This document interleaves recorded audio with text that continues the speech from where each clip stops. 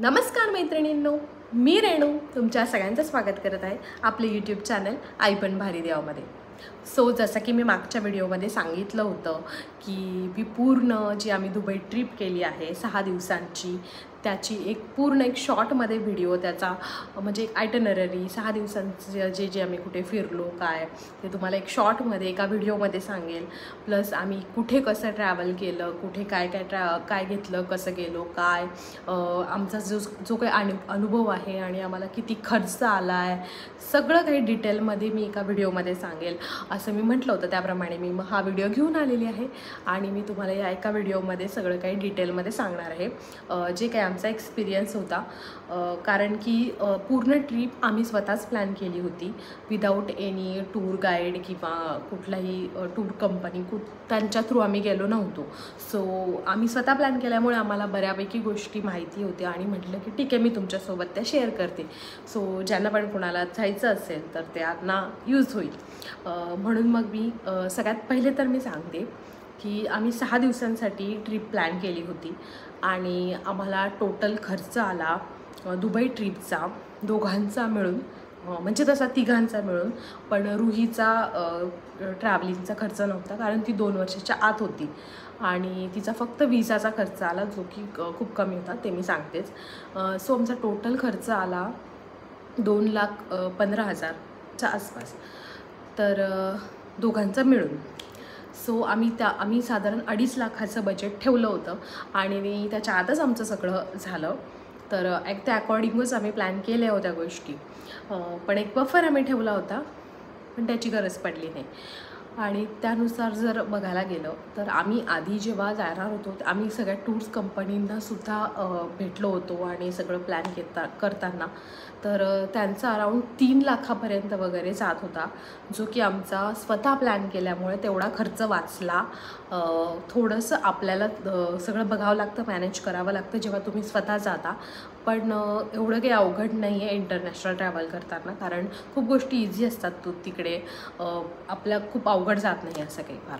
सगळ्यात पहिले होतं की दुबईला जाण्यासाठी विजा, तर विजाचा खर्च साधारण पर पर्सन 7 ते 8 हजार म्हणजे 7,500पर्यंत पर पर्सन खर्च येतो।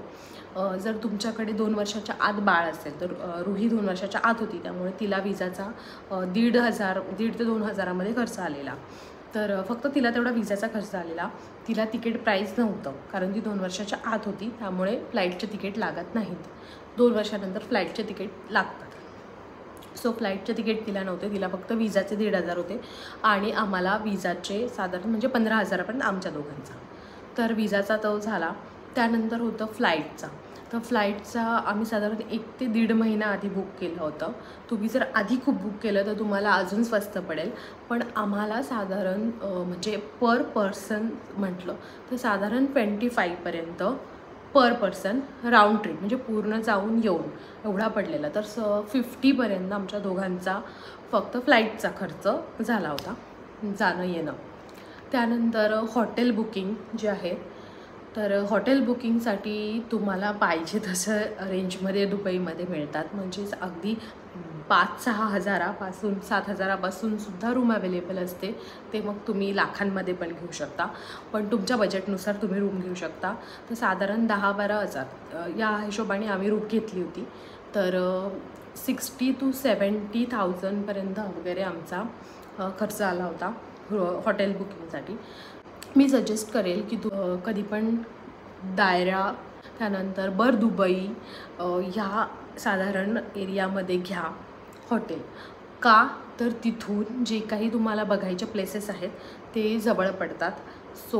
बेटर आहे की तुम्ही ह्या एरियामध्ये घ्या, तिथून तुम्हाला एअरपोर्ट पण जवळ पडेल, प्लस तिथे खूप सारे हॉटेल्सचे ऑप्शन तुम्हाला मिळून जातील।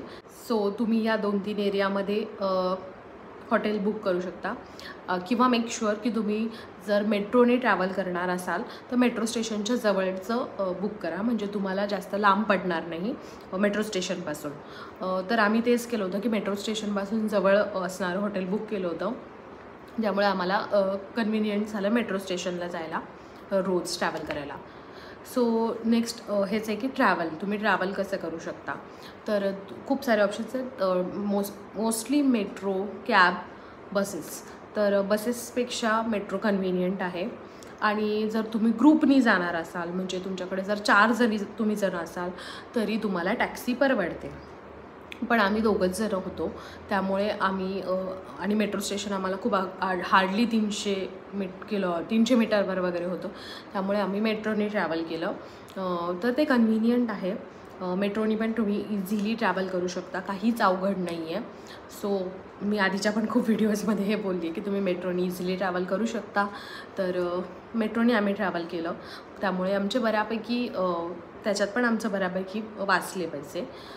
खूप रेअरली आम्ही टॅक्सीनी गेलो, जिथे टाईम आम्हाला सेव्ह करायचा होता आणि जे खूप लांब होतं, जिथून मेट्रो स्टेशन किंवा 2-3 खूप गोष्टी बदलून जाव्या लागत होत्या, तिथेच आम्ही कॅब केली. नाहीतर अदरवाईज आम्ही मेट्रोनीच फिरलो. तर कुठल्या प्लेसेसला आम्ही कुठल्या मेट्रो स्टेशनने गेलं ते पण मी तुम्हाला डिटेलमध्ये सांगतेच पुढे. जर मेट्रोला जायचं असेल तर NOL नावाचं कार्ड असतं त्यांचं, जे तुम्ही एअरपोर्टवर उतरल्यानंतर तिथून तिथून तुम्ही ते घेऊ शकता. त्याच्यात तुम्ही ठराविक अमाऊंट जेवढी काही तुम्हाला टाकायची असेल ती तुम्ही त्यात रिफिल करू शकता आणि ते कार्ड तुम्ही जितके दिवस आहे तितके दिवस ते वापरू शकता. म्हणजे फक्त एक टॅप करा आणि मग तुम्ही जाऊ शकता, येऊ शकता. सो ते कार्ड तुम्हाला घ्यावं लागतं जर तुम्ही मेट्रोने ट्रॅव्हल करणार असाल तर. आणि नंतर त्यातली जी अमाऊंट आहे ती तुम्हाला परत मिळते. ते पण मी मागच्या व्हिडिओमध्ये दाखवले. तर ते कार्ड तुम्हाला करावं लागतं. सो मेक शुअर की थोडीशी जास्तच, म्हणजे एक 6 दिवस जेवढे दिवस तुम्ही राहताय त्या दिवसाच्या हिशोबाने थोडी अमाऊंट जास्तच टाका, कारण की मग वेळेवर नाही तर तुम्हाला रिफिल करा वगैरे थोडेफार हे प्रॉब्लेम होऊ शकतात. सो आधीच थोडी अमाऊंट टाकून ठेवा, म्हणजे तुम्हाला कधी पण ट्रॅव्हल करता येईल. सो हे झालं की तुम्ही कुठे कसं जाऊ शकता. टॅक्सी पण आहे तिथं मीटरनुसार किंवा टॅक्सी जाते, त्यामुळे खूप इझिली मिळते. आणि जसं आपल्याकडे ओला उबर असतात तसं तिकडे करीम वगैरे आहेत टॅक्सीचे. तर करीम थ्रू तुम्ही बुक करू शकता, इझिली टॅक्सी मिळते. आणि जर तुम्हाला कोणते ॲप थ्रू नसेल बुक करायचा तर तुम्ही डायरेक्टली पण घेऊ शकता टॅक्सी. कुठल्याही प्लेसेसवरनं इझिली होते. फक्त मेट्रोचा ड्रॉबॅक फक्त हा एकच आहे की मेट्रो स्टेशनपासून तुम्हाला कुठल्याही प्लेसेसवर जायला खूप चालत जावं लागतं. तर ती तुमची तयारी असेल तर काही हरकत नाही मेट्रोने जायला. आणि तुमच्यासोबत बेबीज जरी असेल तर स्ट्रोलर फ्रेंडली आहे सगळं, त्यामुळे तो पण काही इश्यू येत नाही. नेक्स्ट आहे की तुम्ही कुठल्या प्लेसेसला फिरायला जाऊ शकता दुबईमध्ये, जे की मी तुम्हाला सांगणार की जे आम्ही कव्हर केले त्या गोष्टी सांगणार आहे. तर सगळ्यात आधी की आम्ही तिकीट्स कुठून बुक केले. तर तिकीट्स आम्ही हे आधीच बुक केले होते सगळ्या प्लेसेसचे क्लूक या वेबसाईटवरनं. वेगवेगळ्या वेबसाईट्स आहेत, तुम्ही कुठूनही बुक करू शकता, पण आम्ही क्लूकवरनं केले होते. तिथे आम्हाला चांगले प्राईस मिळाले म्हणून आम्ही क्लूकवरनं केले होते. म्हणजे प्लेसेसचे वेगवेगळे कॉम्बोज वगैरे वेगवेगळे मिळतात, त्यामुळे साधारण प्राईस व्हॅरी होऊ शकते. मी तुम्हाला म्हणजे असं हे नाही की या प्लेसची ही प्राईस आहे असं नाही होऊ शकत. त्यासोबत इन्क्लुडिंग ते असं बऱ्याच गोष्टी मिक्स असतात. तर आम्ही जे केलं ते मी तुम्हाला प्राईजनुसार सांगते. सो सगळ्यात पहिले म्हणजे फर्स्ट डेला आम्ही गेलो होतो इव्हिनिंगला धोक्रूज मरीनाला. सो त्यात पण 2 ऑप्शन्स असतात. 2 म्हणजे खूप सारे ॲक्च्युली 2 महत्त्वाचे ऑप्शन्स आहेत. धोक्रूजमध्ये सगळ्यांना कन्फ्युजन असतं की कोणत्या क्रूजला जावं. तर धोक्रूज क्रिक आणि धोक्रूज मरीना हे मोस्टली असतात. त्यामध्ये धोक्रूज क्रिक जी आहे त्याच्यामध्ये तुम्हाला ओल्ड दुबई दिसते तुम्ही जेव्हा जाल क्रूजमध्ये. आणि धोक्रूज मरीना जी आहे त्यामुळे तुम्हाला न्यू दुबई सगळी दिसते. सो धोक्रूज क्रिकपेक्षा मरीना जास्त बेटर आहे. त्यात तुम्हाला जास्त साईटसिंग छान असतं. सो ती जास्त, जर तुम्हाला ओल्ड दुबईमध्ये फक्त एवढाच एक चांगला आहे की तुम्हाला बुर्ज खलिफा त्यामध्ये दिसतो. बाकी सगळं मला वाटतं की मरीनामध्ये जास्त चांगलं आहे. तर मरीना तुम्ही बुक करू शकता. ग्रीकचे रेट पण थोडे कमी आहेत कम्पेअर टू मरीना. म्हणजे साधारण 3,500पर्यंत त्याच्या आतच थोडं तुम्हाला मरीना पडेल आणि साधारण 90 दिरहममध्येच ग्रीक आहे. तर ती पण आहे. आणि तुम्ही प्रायव्हेट याट वगैरे पण करू शकता जर तुम्ही खूप ग्रुपमध्ये वगैरे असाल तर. पण ती फक्त 1 तासासाठी असते आणि त्याची कॉस्टिंग खूप जास्त हाय असते. त्यापेक्षा मला ही जी मरीना आहे ती चांगली वाटली. त्याची क्रूजवर जाण्यासाठी म्हणजे मरीनामध्ये तुम्हाला पिकअप अँड ड्रॉप पण असतं. तुमच्या हॉटेलमध्ये ते तुम्हाला पिक करायला पण येतात आणि नंतर ड्रॉप पण करतात. सो कुठे तुम्हाला जावं लागत नाही. त्याच्यात तुम्हाला बफे डिनर पण असतं. तुम्ही पाहिजे तसं सिलेक्ट करू शकता. इंडियन डिनर पाहिजे कसं पाहिजे तर तुम्ही तुमचे ऑप्शन सिलेक्ट करू शकता. त्याच्यानुसार तुम्ही पॅकेज घेऊ शकता. सो चांगलं असतं. त्याच्यात एक ते तनवरा त्यांचा डान्स फॉर्म शो असतो, म्युझिक, डान्स, डिनर आणि 2 आवर्सची पूर्ण ती असते क्रूज. सो एकूण छान एक्सपिरियन्स असतो. म्हणजे एकदा तरी केला पाहिजे दुबईला जाऊन, असा तो एक्सपिरियन्स आहे. सो नक्की जाऊ शकता. त्यानंतर आम्ही गेलो होतो दुसऱ्या दिवशी मिरॅकल गार्डनला. सो आम्ही म्हणजे मॉर्निंगला गेलो होतो मिरॅकल गार्डनला. तर मिरॅकल गार्डनचं साधारण 1,500पर्यंत तिकीट जातं अडल्टचं, आणि 3 वर्षापर्यंत जर तुमचं असेल तर साधारण 3 वर्षाच्या पुढचे जर तुमच्याकडे मुलं असतील तर 40 दिरहम वगैरे त्याचा रेट पडतो. मिरॅकल गार्डनला जाण्यासाठी तुम्हाला मॉल ऑफ इमिरेट्स या मेट्रो स्टेशनवर उतरावं लागतं. डायरेक्ट मिरॅकल गार्डनपर्यंत नाही आहे मेट्रो. सो मॉल ऑफ इमिरेट्सला उतरून तुम्हाला 105 नंबरची बस घ्यावी लागते किंवा टॅक्सी. सो बस पण कन्व्हिनियंट आहे. तिथून उतरून लगेच बस स्टेशन असतं समोर. मिरॅकल गार्डन हे फक्त काही महिनेच उघडं असतं. म्हणजे साधारण नोव्हेंबर ते मार्च वगैरेच ते ओपन असतं, कारण त्यांचा तो सीझन असतो आणि त्याच सीझनमध्ये ते ओपन असतं. सो तुम्ही जर त्या सीझनमध्ये गेला तर नक्की तुम्ही मिरॅकल गार्डनला व्हिजिट करू शकता. खूप छान आहे. म्हणजे इतक्या सारे जवळजवळ 50 मिलियनचे टाईपचे फ्लॉवर्स तिथे आहेत. खूप सुंदर त्यांनी ते शेपमध्ये वेगवेगळ्या केलेल्या आहे. तुम्हाला मी व्हिडिओमध्ये दिसतच असेल की कसं काय ते. सो खूप सुंदर आहे आणि नक्की जाऊ शकता तिथे तुम्ही. बेस्ट सीझनच जर तुम्ही म्हटलं की दुबईला कुठला तर नोव्हेंबर टू मार्च, कारण त्या काळात तिथे गरमी कमी असते. म्हणून हा सीझन बेस्ट आहे तिथे जाण्यासाठी. आणि ह्या काळात मोस्टली त्यांचे सगळे प्लेसेस ओपन असतात. सो मिरॅकल गार्डन हे त्यातलंच आहे की जे ते ओपन असतं त्या काळात. तर ते तुम्ही एक्सपिरियन्स नक्की घ्यावा असं मला वाटतं. छान आहे तो एक्सपिरियन्स. त्यानंतर आम्ही इव्हिनिंगला गेलो होतो ग्लोबल विलेजला. ग्लोबल विलेज पण काही महिन्यांपुरतंच ओपन असतं, ऑल टाईम ओपन नसतं. सो तुम्ही जेव्हा जाल तेव्हा जर ते असेल तर नक्की तुम्ही व्हिजिट करा ग्लोबल विलेजला पण, कारण तुम्हाला एकाच ठिकाणी खूप साऱ्या गोष्टी अनुभवता येतात. सो ही अशी प्लेस आहे की तिथे गेल्यानंतर तुम्हाला म्हणजे वेळ कमी पडेल पण इतक्या गोष्टी बघण्यासारख्या आहेत. सो ते साधारण 4 नंतर संध्याकाळी ओपन होतं. रात्री बऱ्याच 11 वाजेपर्यंत वगैरे 12 वाजेपर्यंत पण चालू असतं. त्यांच्याकडे फ्रायडेला वगैरे जास्त वेळ सगळ्या गोष्टी असतात. मेट्रो पण जास्त वेळ असतो. तर ग्लोबल विलेजचं तिकीट स्वस्त पण आहे. साधारण 700-800पर्यंत तुम्हाला ग्लोबल विलेजचं तिकीट मिळतं. पण आम्ही त्याच्यामध्ये एक स्टंट शो त्याचा पण इन्क्लुडिंग केलं होतं. म्हणजे त्याचं पण आम्ही तिकीट काढलं होतं. त्यामुळे आम्हाला 1700पर्यंत पर पर्सन असं तिकीट गेलं होतं. पण तुम्ही काहीच नाही, फक्त ग्लोबल विलेजचं तिकीट काढलं तर तुम्हाला 700 ते 800मध्ये तिकीट मिळून जातं. आतमध्ये जर तुम्ही गेलं तर सगळ्या कंट्रीजचे वेगवेगळे कुझिन्स, त्यांचे ड्रेसेस, म्हणजे त्यांच्या एका कंट्रीशी रिलेटेड सगळ्या गोष्टी तुम्हाला आतमध्ये बघायला मिळतात. सो तो अनुभव खूप छान आहे, कारण एवढे सगळे देश आपण एकाच वेळी बघू शकतो आणि त्यांचा डान्स फॉर्म वगैरे छान एक्सपिरियन्स आहे. तुम्ही तिथे शॉपिंग पण करू शकता. प्रत्येक ठिकाणी वेगवेगळी आहे आणि खाण्याचे वेगवेगळे पदार्थ आहेत प्रत्येक ठिकाणचे. म्हणजे इजिप्तचं वेगळं, आफ्रिकेचं वेगळं, अमेरिका, युरोप, प्रत्येक ठिकाणचं वेगळं. इव्हन इंडियन पण आपलं आहे. म्हणजे तुम्हाला जर दुसरं काही खायचं नसेल, इंडियन खायचं असेल तर इंडियन चाटपासून चहा वगैरे सगळं काही तुम्हाला तिथे मिळेल. छान आहे. आणि it's like a fun fair. म्हणजे आपल्याकडे जसं फन फेअर असतं की तिथे आतमध्ये राईड्स पण असतात, वेगवेगळे शोज पण असतात. किड्सचे शो वेगळे असतात, अडल्ट्सचे शोज, स्टंट शोज, खूप साऱ्या गोष्टी असतात आतमध्ये. खूप मोठं, खूप ह्यूज आहे ते. जर दुबईला गेले तर नक्की ग्लोबल विलेज व्हिजिट करा. तर त्यानंतर आम्ही गेलो 3rd डेला. सकाळी आम्ही गेलो होतो दुबई फ्रेमला. तर मॉर्निंग आमचं होतं दुबई फ्रेमला जाण्यासाठी. जर मेट्रोनी जाणार असाल तर तुम्हाला मॅक्स मेट्रो स्टेशनवर उतरावं लागतं आणि तिथून पुढे मग बसनी किंवा टॅक्सीनी तुम्ही दुबई फ्रेमला जाऊ शकता. तर साधारण 1,500पर्यंत, म्हणजे 1200 ते 1,500च्या दरम्यान दुबई फ्रेमचं तिकीट पडतं पर हेड. दुबई फ्रेमला तुम्ही गेल्यानंतर मला असं वाटतं की जर तुम्ही फर्स्ट टाईम जाणार असाल, तुमच्याकडे डेज भरपूर असतील तर तुम्ही दुबई फ्रेमला जाऊ शकता.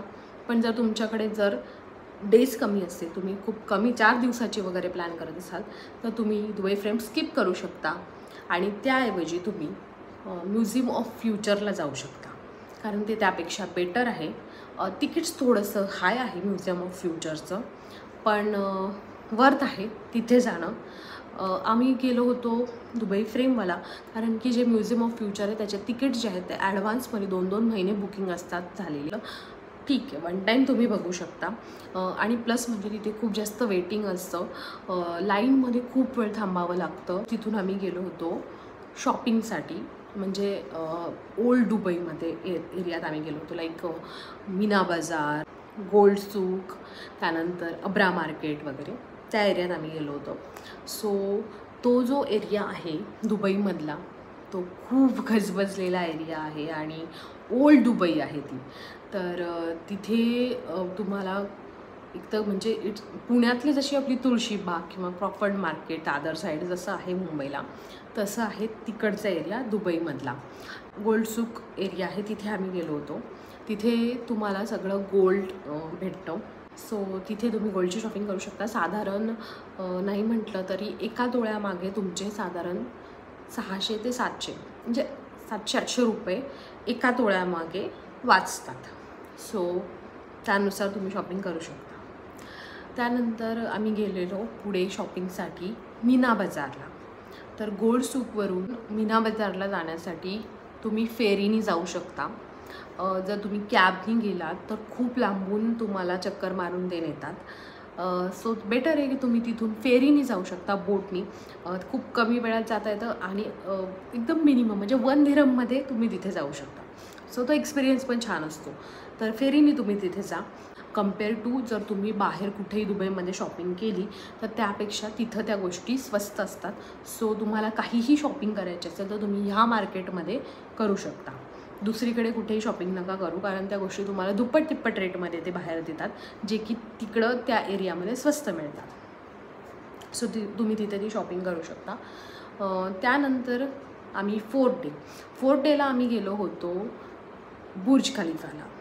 हो, बुर्ज खलिफा, अंडर वॉटर झू, ॲक्वॅरियम आणि फाउंटेन शो असं आमचं त्या दिवशीचं पूर्ण आयटनरी म्हणजे पूर्ण दिवसाचा प्लॅन होता.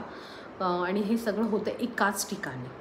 सो बुर्ज खलिफाला आम्ही मेट्रोनी गेलो होतो. दुबई मॉल म्हणून मेट्रो स्टेशन आहे, तिथेच उतरायचं आणि डायरेक्ट म्हणजे मेट्रो स्टेशनवरून लगेच आज चालत गेलं की बुर्ज खलिफा. बुर्ज खलिफाचा जे आहे तो असतो टाईम स्लॉटवर बुकिंग्स असतात. म्हणजे जर तुम्ही मॉर्निंगमध्ये बुकिंग केलं, म्हणजे तुम्हाला जर मॉर्निंगमध्ये बुर्ज खलिफावर जायचं असेल का मॉर्निंग प्राईम अवर्समध्ये, तर त्याचे रेट्स वेगळे असतात. आणि जर तुम्ही इव्हिनिंगमध्ये म्हणजे मॉर्निंग आणि इव्हिनिंग हे त्यांचे प्राईम स्लॉट असतात, त्यामध्ये तुम्हाला रेट हाय असतात. आणि जर तुम्ही तो स्लॉट सोडून बाकीच्या टायमिंग्समध्ये गेले तर तुम्हाला तिकीट कमी पडतं. आणि त्यात पण असतं की 124th आणि 125th फ्लोअरचं एक तिकीट असतं आणि बाकीचं असतं 148चं.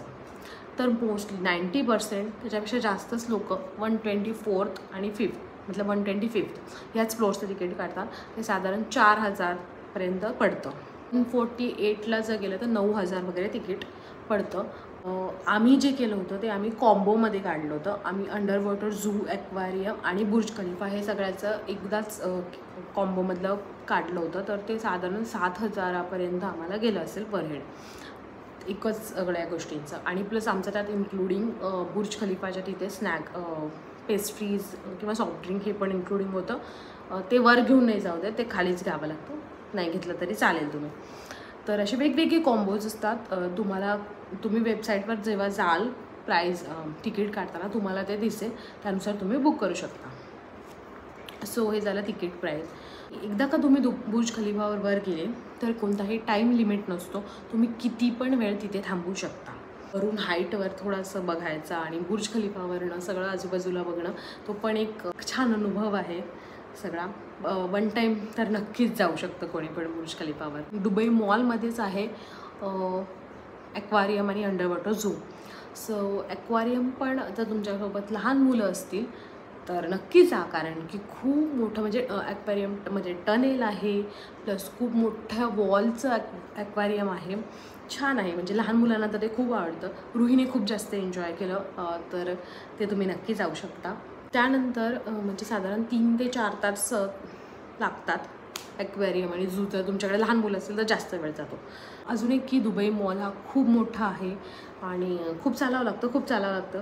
तिथेच तुम्हाला वॉटरफॉल पण मिळेल, दुबईचा दुबई मॉल वॉटरफॉल, जिथे तुम्ही छान फोटो वगैरे काढू शकता.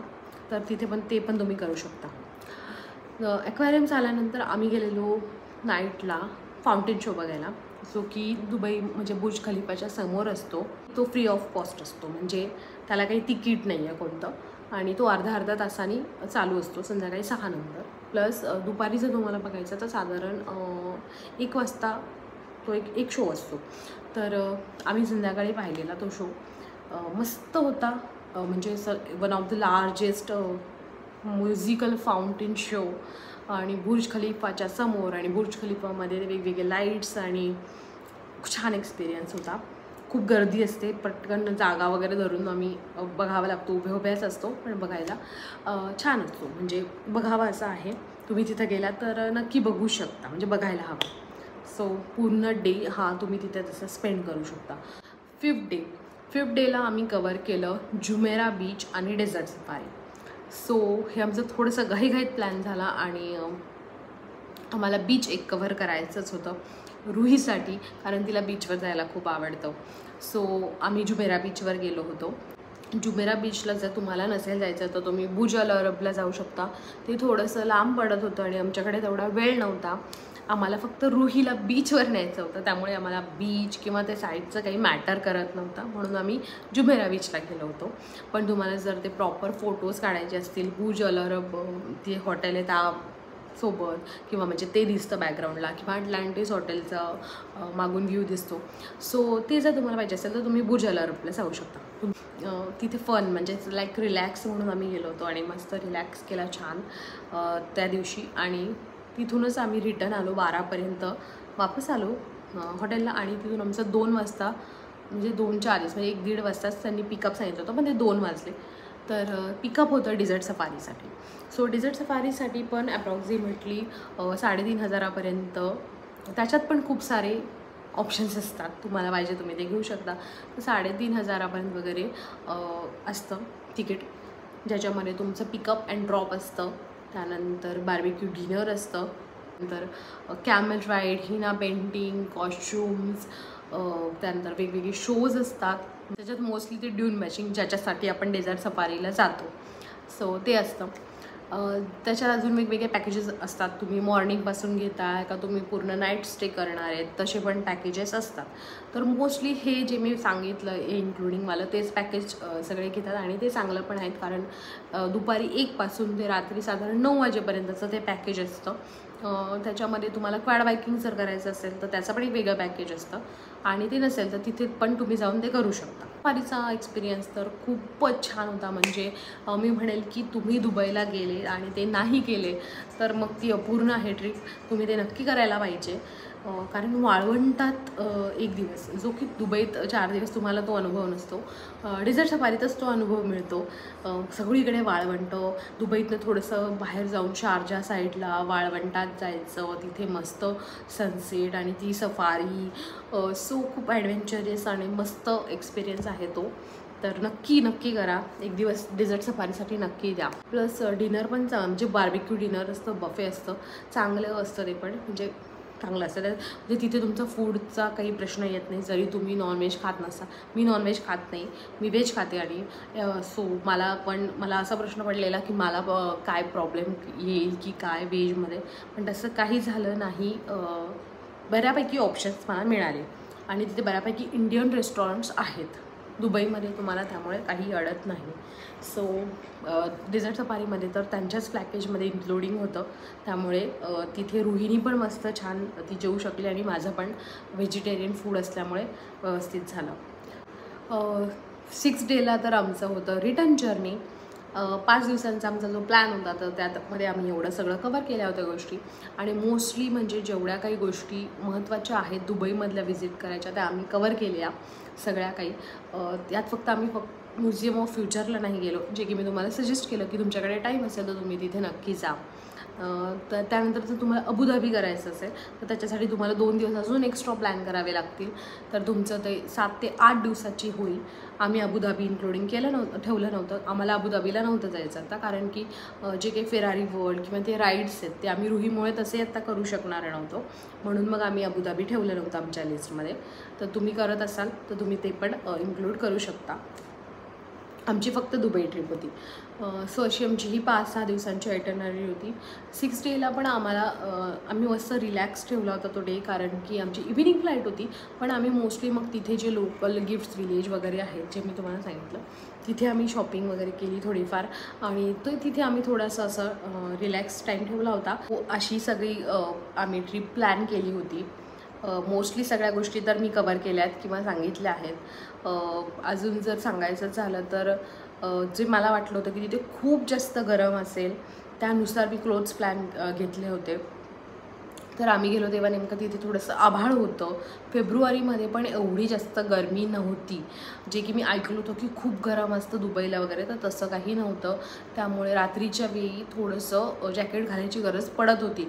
त्यामुळे मेक शुअर की तुम्ही रात्रीच्या वेळेस तुमची जॅकेट वगैरे सोबत ठेवा. रात्रीच्या वेळेस तिथे थंड हवा सुटते, तर त्यानुसार तुम्ही प्लॅन करा.